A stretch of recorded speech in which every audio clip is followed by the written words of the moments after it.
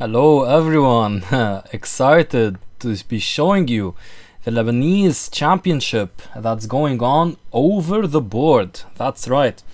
During the pandemic, during these tough times in Lebanon, it's going on over OTB. Now, I don't think the decision is too bad to hold the championship OTB currently. With masks and some social distancing, it's not a big issue.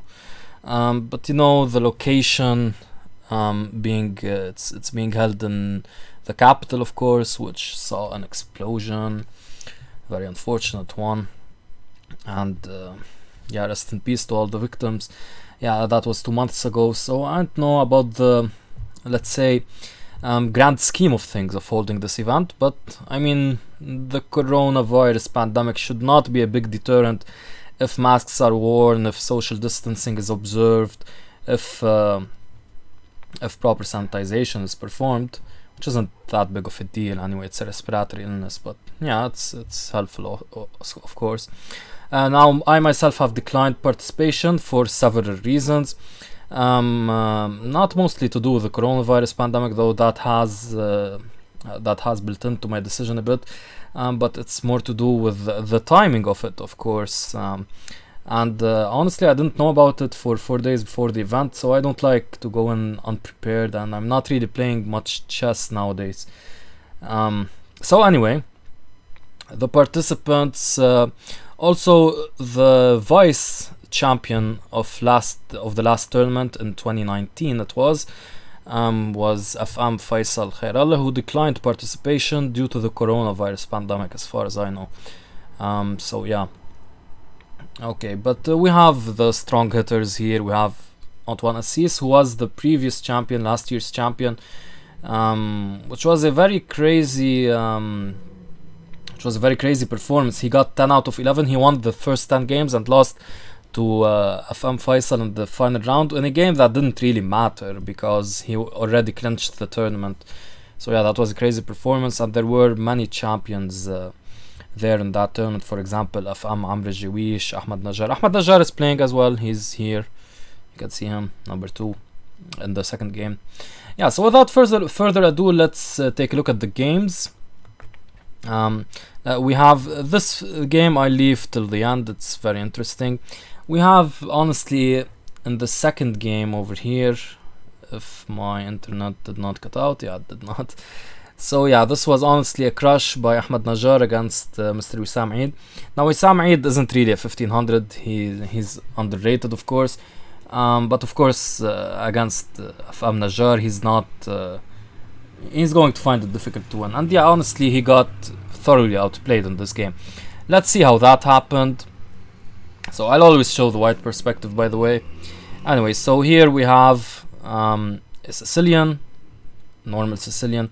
Of course, against the hyper accelerated, I prefer playing c4, but different strokes for different folks. This is the hyper accelerated dragon, of course. So going for the Marachi bind.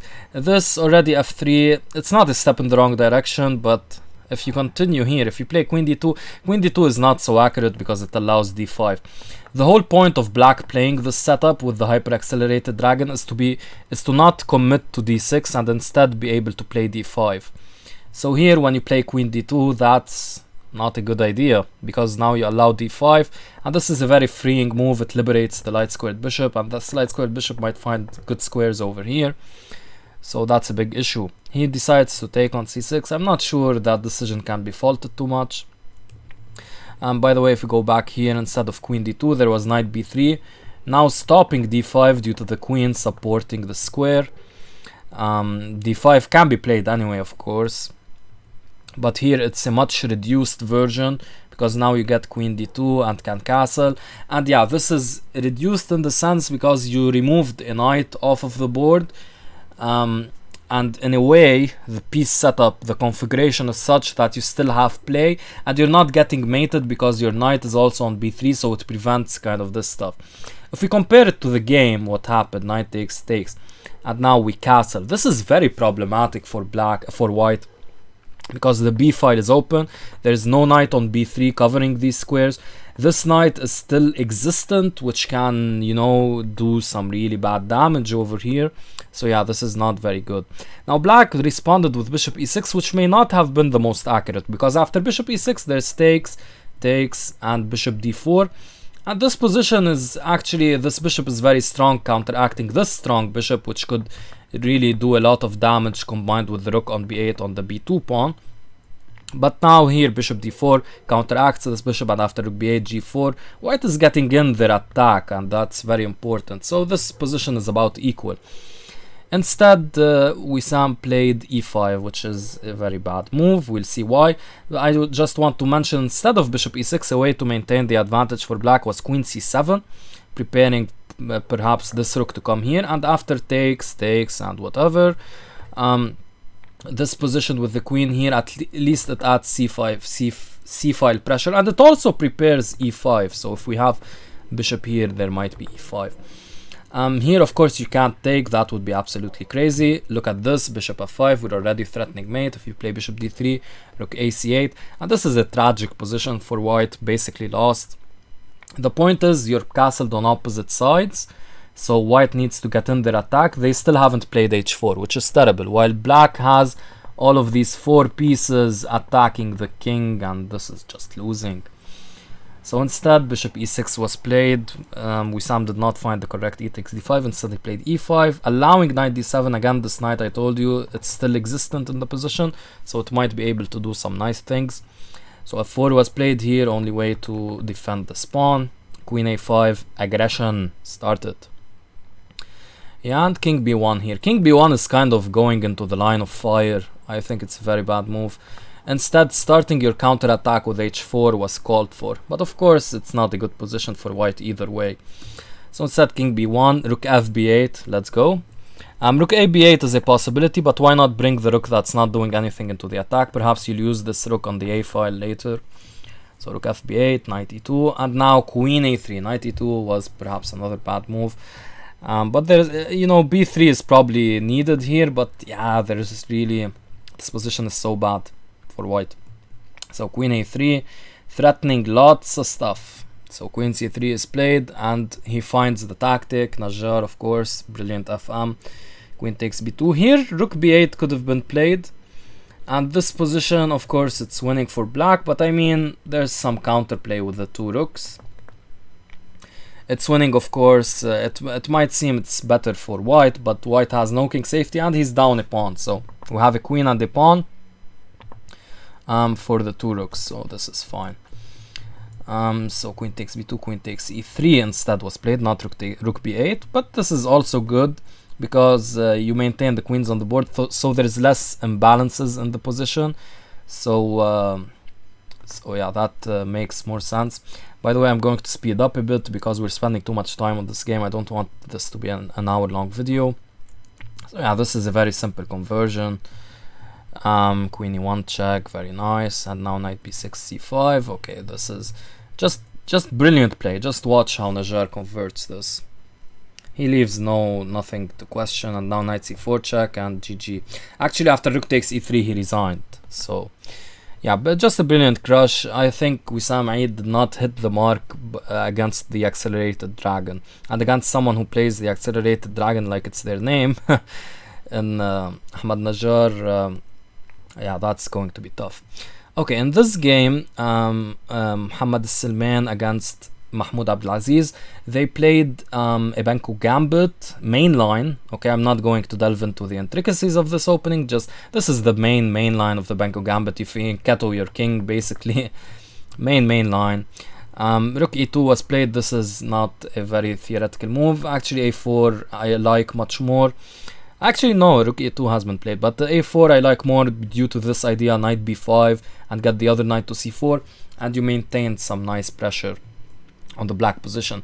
Now, of course, by the way, just speaking a bit about the Benko Gambit. The Benko Gambit, you sacrifice a pawn, but you get a lot of play on the open files against these 2 pawns. So it's basically queenside pressure. That's the name of the game in the Benko Gambit. And yeah, black was able to do this in this game. It was a very theoretical game, to be honest. I think there are still positions in this in this opening for this game. Yeah, I forgot to turn on the opening explorer. Anyway, yeah, so let's just go forward. Rook c1 again. I prefer a4, just like this, and putting the knight on b5, kind of solidifying everything. So rook c1, rook f8. Now rook c2. I think h3, kicking this knight before operating with rook c2 is better, so that you're able to clarify the situation with the knights, though rook c2 is fine anyway. The point of rook c2 is of course to meet takes and takes. Now your two rooks are protecting this a pawn from these two rooks, so that's the point of rook c2. Anyway, a lot of trades happen, and when these trades happen, usually only white can be better, of course. f4 is played. I'm not 100% sure about f4. It seems like a fine move, but maybe there was another way to play, maybe slower. Okay, f4 is fine. Bishop d4, queen d3. Bishop takes c3 is of course an option at all times, but yeah, he doesn't want to go into that. And now e5, queen a6, and the game is a draw. Now of course you don't need to accept the draw. You can play on with queen e4, and later on this g4 idea, perhaps f5 taking. There's still a lot of life in this position, but they decided to go for a draw early on, and that decision cannot be faulted too much. Now an even earlier draw occurred here in this game. This is a rather funny game. So Antoine Assisi started 10 out of 10 the last championship. I don't know why he took an early draw here against Tarek Mudallal, who he outrates by about 200 points, so no real reason to do that. They played a Najdorf quiet system with bishop e2, no long castles and all of that stuff, right? So just that, and yeah, this is a rather bad line for white, to be honest. If you look at the opening explorer, it scores terribly for white. It's a fine line objectively, but it scores terribly because it's difficult to play as white in these positions. Anyway, knight b4 was played, bishop f3. All of this is equal. Rook c1 might seem like a strange move, but you're preemptively protecting c2 because it's attacked twice, of course, by the queen and the knight. So when you play knight b5, there is no queen takes c2. There was, of course, bishop e6 to carry on the game, but I guess Antoine offered a draw here, and that was accepted by Tarek. So yeah, not much to talk about here. The Masarani game against Samer.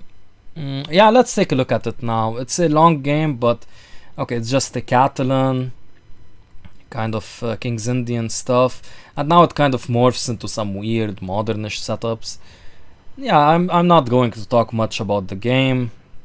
It was always slightly better for white, and then white got somewhere, especially now with a5. Now he gets this big square on c5. This is brilliant position and play by Masarani, to be honest. This bishop is a really bad piece. Now it at least gets a bit active on c8, but still, this knight, I mean, and the bishop, all control over c5. This is a beautiful positional crush by white, or should be. But, you know, let's see what happened. So I'll just go through the game. White is really going places. He's improving his position. Now he trades knights. King f8 is designed. King g8 is designed to play bishop f8. That's kind of prevented, and now the endgame arises. And now this bishop endgame.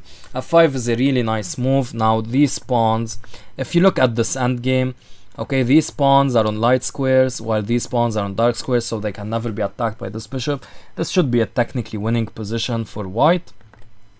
So f5 is a nice way. The point is g takes, e takes. You really cannot take here because there is bishop b7. And yeah, this takes, go back, push, GG. So instead bishop c8, protecting the b7 square from the intrusion of this bishop. And yeah, bishop e4 now kind of protecting, kind of delaying things. King e7, king g2, just improving the kings. Putting a stop to h4, which might be an annoying move. Putting the pawns on dark squares is only helpful for white. So that is what is played. Let me just check the time. Okay, we're still fine, 14 minutes. King f7, g4. Now this is a very questionable move. It's questionable for several reasons. I mean, you can always play g4 100 moves later.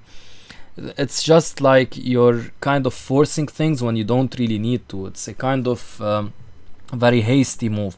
You can kind of shuffle with your king, see what will happen, and then take the decision to play g4.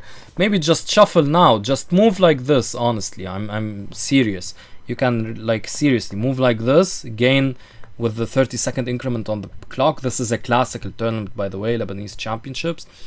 So yeah, you can gain like how many moves would that be? You'd gain like 5 minutes, and that's plenty of time to think about continuing with other things. So I assume time pressure played a role here, but yeah, clarifying the situation as such was not good. Instead, actually playing like this, you know, this is probably leading to a winning position. If we trade the point is to trade the f pawn for the g pawn and then to run away with these 2 pawns, and this should be winning. Let's take a look at one line I put up. Yeah, here you try to make a passed pawn, and yeah, this should be winning because these pawns are rather weak. And if we imagine if we trade these 2 pawns for these 2 pawns and my king intrudes over here, it's going to be gone. So yeah, this should be winning. Instead, g4 was played, which is a rather hasty move, and now the game is basically a draw. There's no way for white to make progress. He should just shuffle the bishop, to be honest, or shuffle like this, because this is a draw. But instead he goes for a loss, kind of. He just moves up with his king. Still, this pawn cannot be taken due to bishop b7, but that doesn't really matter. And now the thing is, this black king will find a way to take the h4 pawn, and then this is becoming a losing attempt for white. Yeah, now it's going to happen soon, and now finally it does happen. Yeah, this is a losing attempt by white. Because actually he doesn't even bother to take the pawn, of course, because the point is that when I take this pawn, I stop this pawn from promoting, and this is something I think Masarani missed. So now after h5, bishop e4, h6, bishop takes f5, the game is lost for white. You're not quick enough to take these queenside pawns, and black will stop you from promoting and just promote his own kingside pawns. Instead, king c7 here would have held a draw. Just look at this line, we take, and now after takes, of course, pushing would lose the bishop and the game. So we take, we play f5, and now yeah, we will queen at the same time basically, and yeah, this is a draw. Though maybe white is set to have a nebulous advantage, but yeah, this will be a perpetual. Okay, so here h5 was a step in the wrong direction. He tries to promote, and now it's a queen against the queen and bishop. But yeah, that's not nowhere near enough. Samer converts this pretty well. Yeah, now check is coming and GGO. So actually, white resigned before seeing the move by black. So yeah, Samer held on, but this should have been a very nice positional game by Masarani, but it was not to be. Okay, we have 2 games left. We have this game by Mr. Muhammad Habash. I'm pronouncing this in the Arabic way, guys, by the way, against Elias Sayegh.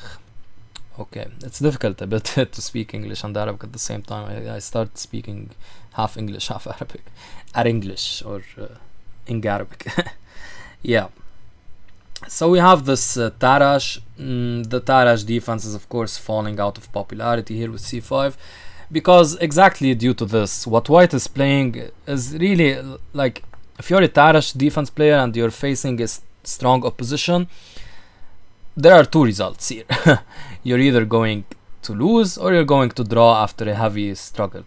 If you're playing strong positional players who are rated over 2000 in a classical game, playing the Tarash, I don't really see why you do that. It's with this line with the Fianchetto and attacking the d5 pawn, it's difficult to really create winning chances for black, or even drawing chances sometimes. Okay, but here yeah, white goes really wrong here. First step in the wrong direction is probably rook c1. A much better try is taking and then rook c1, just isolating the pawn. And now, for example, bishop e7 is the main line. If, let's say, a6 is tried, now we can see how white wins. White simply is able to, like in this example, he's able to really put a clamp on these weakened squares. And in this example, of course, they can simply take a pawn. Let me just include that, because now we're attacking the queen as well, and this bish is hanging. So here, D takes c5 should have been tried, isolating the pawn, this pawn. Instead, rook c1, and now this is really a hanging pawn structure. b6 is a nice idea, so that now you really can't isolate the pawns. If you take here, I take back, this is not an isolated pawn position, this is a hanging pawn position, which is, hanging pawns are usually said to be better than isolated pawns. But of course, this is a very general thing. It's not, they both have their advantages and disadvantages. But if given the chance, you'd rather have, especially in the Tarash, you'd rather have hanging pawns than isolated pawns. Anyway, here knight e5 I think should have been tried. There are a lot of fun variations. We can see knight takes d4, e3, and then this fork here. You sacrifice a pawn, but you get a lot of play with b4, making use of this rook and queen being lined up against each other. There's also queen a4, which was tried in the game later on move 12, but yeah, 11 queen a4 here is a fun move also. And we saw d takes c5, b takes c5. This wouldn't be such a great idea. Hanging pawns, no, we don't really want that. Instead, e3 was played, just maintaining the position. Don't really agree with this, because yeah, it's just kind of passive, and connected this structure with this bishop, you don't really want that. When you fiend Keto and get this structure, especially with e3, you kind of, this bishop really is short on squares, so we don't really want that. Anyway, rook c8 was played, queen a4, I think another step in the wrong direction. It should be fine, no, but I don't know, just putting the queen there, I get it's kind of, you know, putting some pressure, some ideas, and vacating the square for the rook, but I don't really have better suggestions, to be honest. I think white already did made a mistake in playing this e3 and not taking on c5 stuff. Anyway, so this is played, and again, this bishop, it really doesn't want to retreat, so it gives itself off. And now this is a big issue. Rook fd1 is a very bad move, because here the only way forward was to give this hanging pawn structure, and white should be fine here. But rook fd1, it's very bad, because after takes, do you guys see what just happened? Now we take back, okay, trying to isolate the pawn, but we cannot do that. We have to take with the pawn now. If we take with the rook, this would be awesome, but of course we lose the exchange that way. So the point here is that after rook fd1, we have this pressure on the isolated pawn, potentially by taking, or taking now will always lead to hanging pawn structure, as we said, not an isolated pawn structure, which is fine. But here, it stops being an isolated pawn structure. We both have isolated pawns, and this is nothing. How can white claim any advantage? The problem with the Tarash is this isolated pawn or hanging pawns, but here there is no problem anymore, so black equalized, and even more so, he has the better position. He plays rook c4, and yeah, white does try some things. Here rook c2 was the only way to, he had to protect f2. He had a lapse in concentration, I think. This is maybe a draw. He played knight takes d5, but this just loses due to the following. And now rook d8 is a very accurate move. King h8, knight c6, and rook c8, very accurate as well. And now another inaccuracy, rook d1, and now after bishop d7, white loses a piece.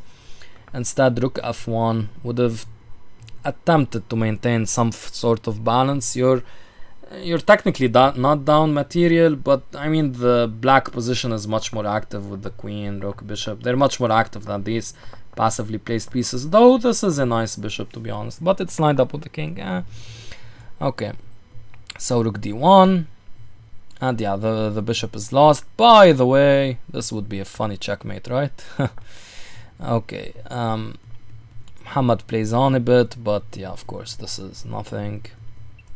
Yeah, and here it's checkmate, of course. He resigns before the checkmate, but yeah. Yeah, so just a misplayed Tarash here. Now for basically the game of the day. This was the most interesting game I found. How long is the video? 24 minutes. Let's try to do this in not much time. Maybe make the video 30 minutes. Anyway, so Akram and Joe, you guys might know them as Joe Assad and Dr. 1000 IQ. Yeah, if you guys follow some of my videos. Okay, so this b6 and this is the Marachi. Joe plays this correctly, not like what Wissam Eid did. I think not playing the Marachi against the hyper accelerated dragon is a bit of a crime, to be honest. No, it's not that, but yeah. Yeah, and here b6, it's a nice try to fianchetto your light squared bishop, but really it becomes biting on granite. I included one game just to show you how this f3 move make this very solid, and no more of your fun schemes, Mr. Bishop. And yeah, this game between Sutovsky and Badur Jobava, this was easily won by Badur. He got a very nice positional clamp, and yeah, this was just terrible. You can see that this bishop goes back to c8, which is, you know, not good.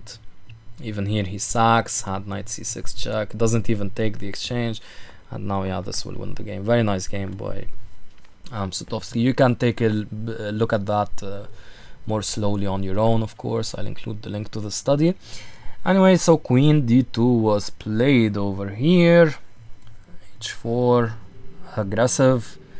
And oh yeah, I should mention h4 loses a pawn. So instead of queen d2, we should have played f3. Emil's castles short is of course acceptable.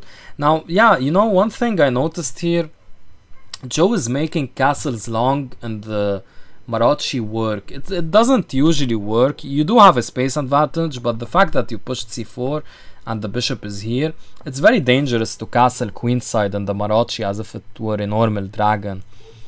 Like in the normal dragon, let me just include it. Actually, we can go back to the Eid game.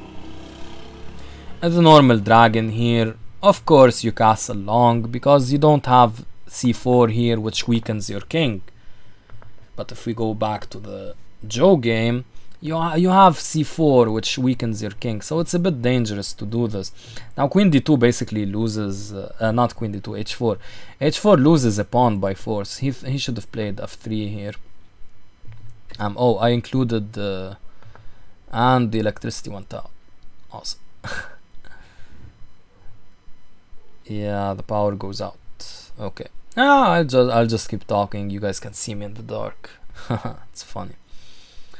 Anyway, so yeah, he should have played f3 here. Now h4 loses a pawn, but it's not such a big deal. The following tactic is played, e5. Of course, you cannot take. This would just be disastrous. I think, yeah, rook e8. They're just disastrous. You're not even castled, so you cannot play like that. Yeah, anyway. So takes, and now he plays f3 first, putting a question to the bishop, preparing his attack, which is a nice move. And now after bishop c6, he long castles. I think here h5 was an option already, because in this game we can see a pattern. White should have played h5 and black should have played h5. So they both do not play this very important move. Here white should have played it to stop black from playing it, basically. He might have been afraid of d5.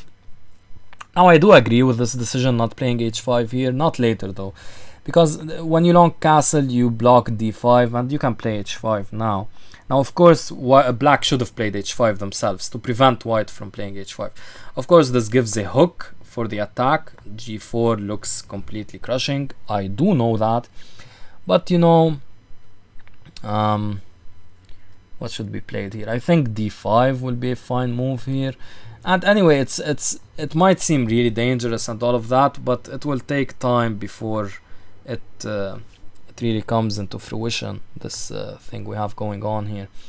I think I can no longer make moves because I disconnected as well. So anyway, the connection will be back, but we can still talk. Alright, so rook c8 was played. Again, h5 should have been tried.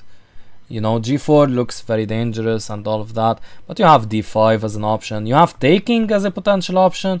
Again, I can't show you because the internet went out. But you know, taking and h5 might be a problem, but you can also take here. And then it's too many pawns down for white, so I'm not sure they have enough. This is something that kind of happened in the Duda Carlsen game, in the Tartakover, in the recent Norway Chess Altibox Norway. You guys might want to check out that game, so you kind of know what I mean by the fact that even though black is not really safe, when we open up all these files. But if you take all of these pawns, as would happen, nope, not here, as would happen in this case, for example, if we take h5, take here, these might be too many pawns for black. So even though you have an attack as white, it might not really be enough. Okay, the internet is back, so I can show you what I mean. So taking, and for example h5, this might not be enough for white. You have, of course, to move the bishop, now maybe even e4 or something, and then like d5, and yeah, I don't think your attack is coming through as quickly.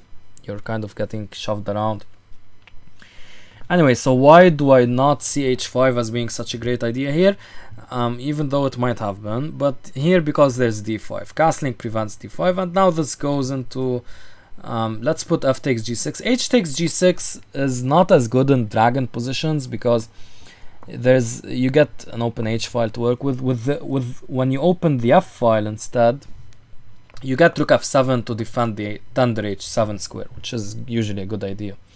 So anyway, here takes, and rook d1. This goes into a worse endgame. Now, of course, when you're down a pawn, you really don't want to defend like this. So Joe, I think, did the wise decision by castling long. Anyway, rook c8 was played. Again, I prefer h5, but didn't happen. And now here, I think, was an opportunity for Joe to go h5. He might have again been afraid of d5 in this case, but in this case, again, we see this line and king b1. Taking is not really a good idea. And if d4, there's bishop h6, and white should have some nice play over here.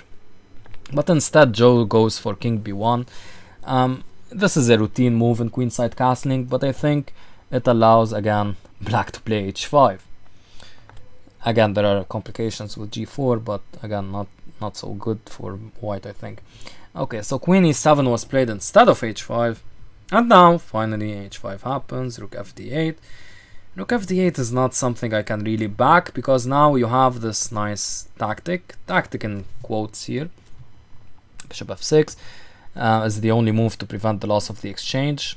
Takes, queen h6, threatening nasties over here. So queen g7 defends, and queen e3. You go back, of course. You don't want to trade queens when you're attacking. Opposite side castling, remember.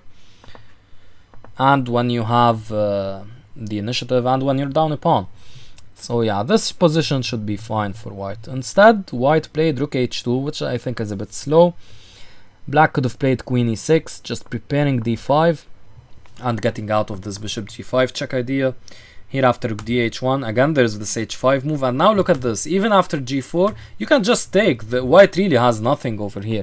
You take, well, just thank you. And otherwise, white really has nothing here. It's and this will probably be hanging. Yeah, white seemingly has an attack with the open h file, but after d5 as well, it's white who's going to be attacked. So d5 was played instead, premature. Rook dh1 was the reply, which is a good move. And now bishop f6 was tried. Again, h5 should have been tried. g4, bishop takes g4, bishop g5 again. We see this. And here you could go for, well, of course, d takes c4 would immediately lose. I'll just show this line. It's rather fun. It's rather amusing. Yeah, this would be a checkmate. Instead here, bishop takes g4, queen e6. Oops. So it's h5, g4, h takes g4, bishop g5, and queen e6. You give up the exchange. And after f takes g4, but here, like, yeah, well, white, black should be better over here. You did give up the exchange, but you have a lot of play. This is coming. All of this should favor white, black. Instead, bishop f6 was played, and now this is just a draw, actually, because you have to give up the queen. And after this, bishop g5, nice move. The point is, of course, to trade off these strong bishops, the bishop pair. Queen c1. I would have preferred to be active with queen e3. I don't really see why queen c1 and not queen e3. But okay, queen c1, bishop g7. Yeah, this is just a draw now, because you'll have the queen against the two rooks, but the black king is not really safe, so it's just a draw. So bishop takes f6 check, king takes.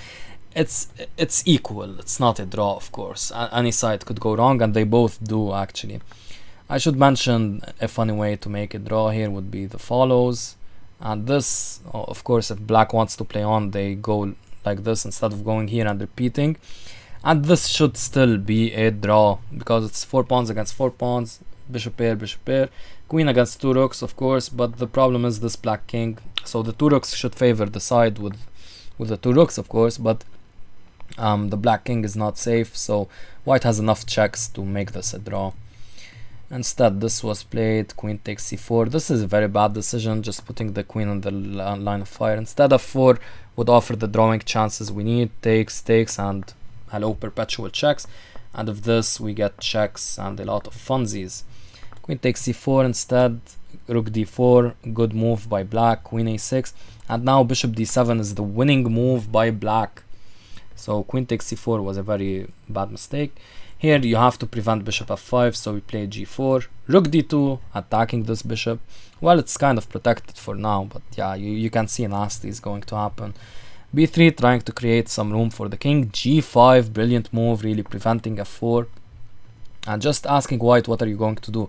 White really has a problem here. What in the world are they going to play here? Whoops, I made the board disappear. Yeah, so what are they going to play here? It's not really clear. So they may play bishop d3, for example, and now rook h8, and open questions about the safety of white's king. Yeah, this is completely losing for white. So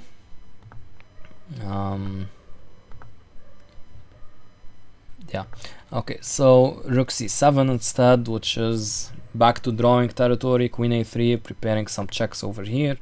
Rook f7 might have been a way to prevent the check and just, you know, sit on it, see what white will do, but instead rook d2, and this allows a tactic. g3 is a nice trick, because of course if takes, which is what happened in the game, we'll see what happens, but if a6, like a nothing move, a4 check is a mate in 2, is a mate in 1, no, I mean in 2, yeah, you play a 4 check and it's going to be mate, takes, and chakos ematos. Another one of these dovetail mates. Okay, so rook takes e2, but now there's a fork, and now we're playing bishop and rook against queen, which should favor the queen, of course. So let's see how this game proceeds. All of these moves are fine. I think at some point white could have tried to take on a7, for example, maybe here, but yeah, this is all fine. No decision can be faulted. This is all equal until black makes a mistake. And now here after b3, the game ended up being a draw. This is a drawn position, but I think white can try to test black. Like for example, white here played the move and offered the draw, but here you can try to test black. Ask them what are they going to do. Bishop f3 is the best move, preparing to push the pawn and just keeping an eye a bit on this this pawn, as well as shielding the king and perhaps cutting off the queen's access to the queen side as well. But yeah, g5, e4, yeah, this should be a draw. The race situation will yield a position where, you know, basically both sides will lose both of their pawns. Yeah, but I would still try to play on a bit. Maybe black makes some mistake and they lose their rook or something. But I have to say that the time situation, I think, was Joe was playing on the increment for the past 20 or 30 moves or something like that. No, actually this move is yeah, for the past 20 moves, because this is a 40 move game. While Akram was playing, like, I think he had an hour left. So yeah, he was playing very quickly. So I see why he did not try to play on Joe, that is, but maybe he should have. The decision can't be faulted. A fine draw. So yeah, summing up these games, it looks like some players are just getting in the mood, starting out. Of course, playing. You can hear the dogs barking outside. Of course, this. Will they stop? No. Of course, what happened. I'm losing my train of thought. Okay, let me just close off on this note. So, yeah, some people are just getting in the mood. Of course, playing on with a mask is a bit difficult. I know that. That kind of played in a bit of my decision to not participate. And it's going to be a tiring event for sure, especially with the masks, but we'll see, already it seems Joe and Akram are two very strong blitz players, so they're kind of testing it out. It's funny they got paired in the first round. And Najjar, of course, proved his worth by beating I think Wissam will have a tough time in this tournament, not just because of course if you see his rating it's lower than the others, but like for example Joe is rated 1700, you can see here, but he's rated 2400 blitz on Lichess. He's a very underrated player. But Wissam, I think he's underrated. Of course he's not 1500, but he's not like over 2000 either, I don't think. I think he's like 1900 or 1800 blitz, I'm not sure. So yeah, he might be having a tough time. Anyway, we'll have to see what will happen today. The today's round is I think in about 17 minutes from now, 16 minutes from now. So yeah, we'll have to see. Yeah, so I hope you guys got something out of this video, and take care.